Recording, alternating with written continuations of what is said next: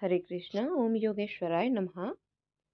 आज हम पढ़ने जा रहे हैं योग के फाउंडेशन कोर्स में यूनिट 1 के second chapter origin history and development of yoga. यानी कि आज हम पढ़ेंगे योग की उत्पत्ति और योग का इतिहास। तो हम शुरू करते हैं। योग की उत्पत्ति। योग की उत्पत्ति के बारे में कई रिसर्चर्स का अलग अलग मत है। कई रिसर्चर्स का कहना है कि योग की उत्पत्ति संसार की शुरुआत से ही है।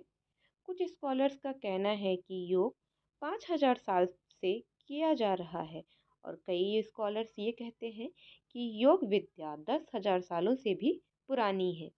इतने सारे मतभेदों के बावजूद सारे रिसर्चर्स की सहमति, सर्वसम्मति इस बात पर है कि योग भारत की देन है और हजारों सालों से भारत में योग विद्या का अभ्यास किया जा रहा है।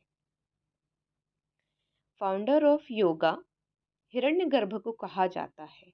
हमने पिछले वीडियो में देखा था फादर ऑफ योगा महर्षि पतंजलि, और यहाँ हम देख रहे हैं फाउंडर ऑफ योगा।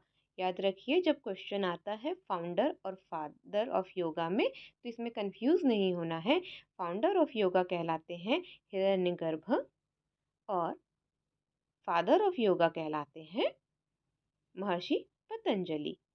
महाभारत में भी हिरण्यगर्भ के बारे में हमें डिस्क्रिप्शन मिलता है, उनके बारे में सुना जाता है। और अद्भुत रामायण में भी ये कहा गया है कि हिरण्यगर्भ सर्वव्यापी है, यानी कि इस दुनिया में हर जगह व्याप्त है। और ऐसे श्रुति ट्रेडिशन में भगवान शिव को आदि योगी भी कहा गया है। क्वेश्चन ये आता है कि इनमें से आपको ऑप्शन दिए होंगे, कहा जाता है कि आदि योगी इनमें से कौन है। तो आदि योगी के नाम से क्वेश्चन आए तो आंसर हमेशा होता है लॉर्ड शिव, लॉर्ड शिवा आदि योगी। और ऐसा कहा जाता है कि भगवान शिव ने योग विद्या सर्वप्रथम माता पार्वती को दी और उसके बाद माता पार्वती ने सप्त ऋषियों को ये योग विद्या प्रदान की। और इन सप्त ऋषियों ने 7 अलग अलग महाद्वीपों में जाकर इस योग विद्या का प्रचार प्रसार किया और इस योग विद्या को सिखाया।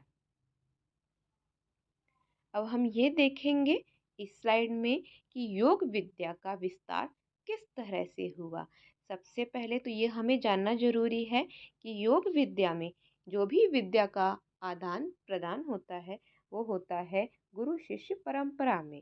तो स्वामी दयानंद सरस्वती के सत्यार्थ प्रकाश के सप्तम अध्याय में बताया गया है कि हिरण्यगर्भ ने अपना योग विद्या का ज्ञान 4 ऋषियों में बांटा। अग्नि ऋषि, जिन्होंने फिर ऋग्वेद लिखा।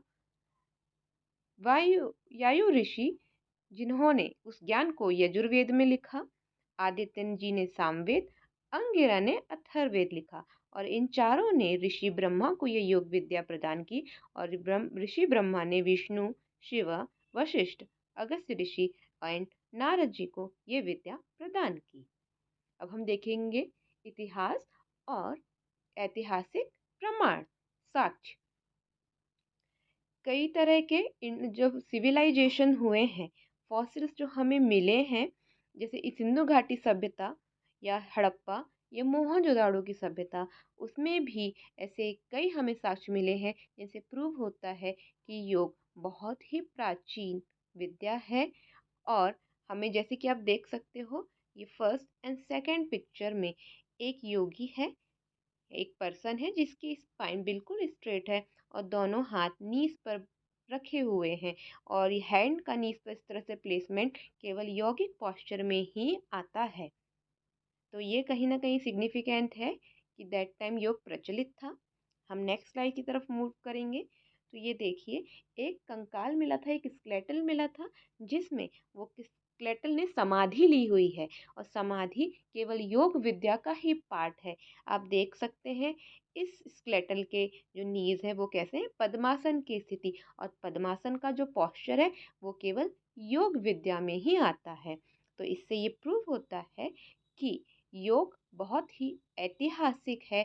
इसके साक्ष्य हमें मिल रहे हैं। दैट मीन्स योग प्राचीन समय से भारत में किया जाता रहा है और ये वर्ल्ड वाइड इसकी प्रैक्टिस की जा रही थी। Now scriptures and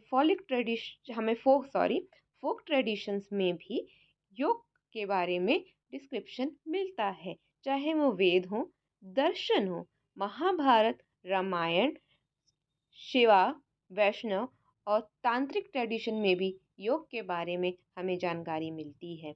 even Buddha and Jain tradition में भी योग के बारे में डिस्क्रिप्शन मिलता है। बुद्ध का अष्टांगिक मार्ग एंड जैन ट्रेडिशन में महावीर जैन ने पंच महाव्रत दिए, जो योग का ही एक टाइप है। हिस्टोरिकल एविडेंस का जो एग्जिस्टेंस है वो प्री वैदिक पीरियड में भी, पतंजलि पीरियड में भी ये हमें देखने को मिला। जिस तरह से आप ये मंदिर में देख सकते हैं, ये मंदिर का एक स्तंभ लिया है, इसमें जो एक आपको पिक्चर दिख रहा है वो दिख रहा है ताड़ासन में, और ये मंदिर काफ़ी हजारों साल पुराना है। ये साक्ष्य है कि उस समय भी योग विद्या हमारे भारत में प्रचलित थी। नाउ हम देखेंगे एजेस, कितनी तरह की एजेस से डेवलपमेंट हमारे योगा का हुआ है। पहला है वैदिक, दूसरा प्री क्लासिकल, तीसरा classical, fourth post classical and fifth modern. वैदिक एज नाम से ही सजेस्ट है, इस एज में वेद लिखे गए और वेदों में इस योग का को बहुत डिटेल में बताया गया, समझाया गया। इस समय जो शिक्षा का आदान प्रदान होता था वो गुरु शिष्य परंपरा के अंतर्गत ही होता था। इस यौगिक फेज में मंत्र योगा, प्राण योगा और ध्यान योगों पे ज़्यादा जोर दिया जाता था। वैदिक योग के बाद प्री क्लासिकल एज, जिसमें उपनिषद लिखे गए। वेदों को पढ़ना बहुत ही डिफ़िकल्ट है, कहा जाता है दुनिया का सारा ज्ञान वेदों में दिया गया है। तो वेदों को जिनको पढ़ना डिफ़िकल्ट हुआ, तो फिर उसके बाद वेदों का ज्ञान उपनिषद में थोड़ा इजी करके अलग अलग 108 बुक्स में बांटा गया, जिसे उपनिषद कहा गया। उपनिषद को वेदांत भी कहा जाता है, यानी कि वेदों का अंत या सारांश। तो प्री क्लासिकल एज में उपनिषद लिखे गए, जिनमें 108 उपनिषद में अप्रॉक्स 20 योगा उपनिषद हैं, जो डिफरेंट अलग अलग यौगिक टेक्निक लाइक प्राणायाम और प्रत्याहार एंड मेडिटेशन की बात कर रहे हैं। इस एज में भागवत गीता भी लिखी गई, जिसमें तरह तरह के फॉर्म्स ऑफ योगा को बताया गया, जैसे जना yoga, bhakti yoga, karma yoga and raj yoga. Pre classical age के बाद क्लासिकल एज आई। क्लासिकल एज को गोल्डन एज ऑफ योगा भी कहा जाता है। इस एज में महर्षि पतंजलि ने 195 सूत्रस को 195 सूत्र को एक बुक में संकलित किया और उस बुक का नाम दिया पतंजलि योग सूत्र। इसके साथ ही महर्षि पतंजलि ने अष्टांग योग पे जोर दिया, जिसमें यम, नियम, आसन, प्राणायाम, प्रत्याहार, धारणा, ध्यान और समाधि, इस पर जोर दिया गया। और हठ योग पर भी इन्होंने जोर देते हुए इस योग पद्धति को आगे बढ़ाया। नाउ पोस्ट क्लासिकल एज में आसन के साथ क्रिया, प्राणायाम और प्राणायाम पर जोर दिया गया, शरीर और माइंड की क्लीनिंग के लिए। For the purification of body and mind help practitioner reach higher level of practice.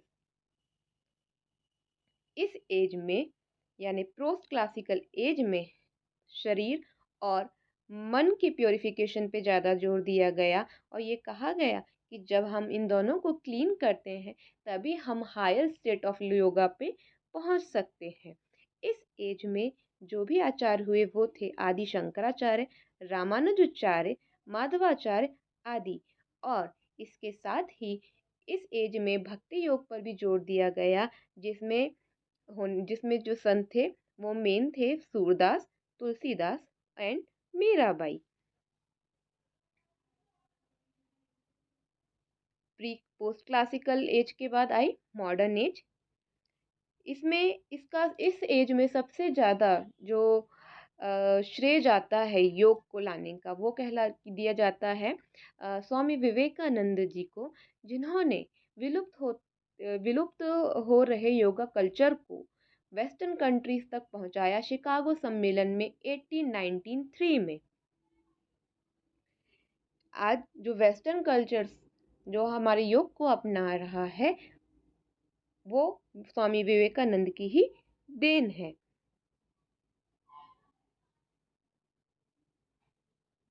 इस एज में स्वामी विवेकानंद, श्री रामकृष्ण परमहंस, रमन महर्षि प्रमुख हुए। और एक क्वेश्चन मॉडर्न एज से आ सकता